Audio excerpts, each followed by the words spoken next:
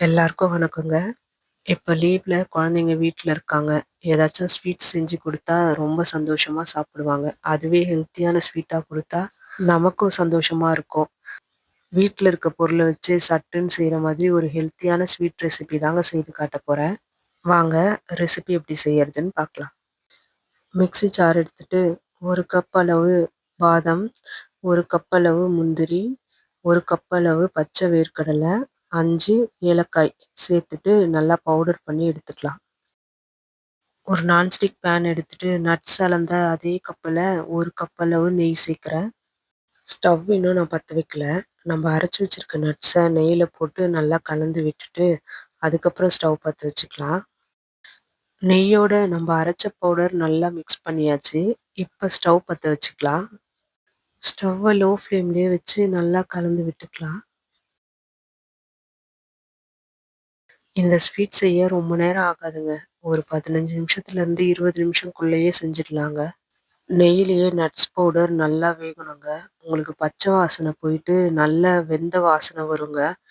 அது வரைக்கும் ஸ்டவ்வை சிம்லேயே வச்சு நல்லா கலந்து விட்டுக்கோங்க. நட்ஸ் பவுடர் வெந்து இப்போ நல்லா ரெடி ஆயிடுச்சுங்க. நான் இனிப்புக்கு கண்டென்ஸ் மில்கே யூஸ் பண்ணுறேன். சர்க்கரைலாம் எதுவும் சேர்க்கல. நம்ம நட்ஸு அதுக்கப்புறம் நெய் அளந்தோம்ல, அதே கப்பில் கண்டென்ஸ் மில்க்கு 2 கப் சேர்க்குறேன். கண்டென்ஸ் மில்க்கு இப்போ எல்லா கடைகள்லையுமே கிடைக்குது. நீங்கள் எந்த பிராண்ட் வேணாலும் வாங்கி யூஸ் பண்ணிக்கலாம்.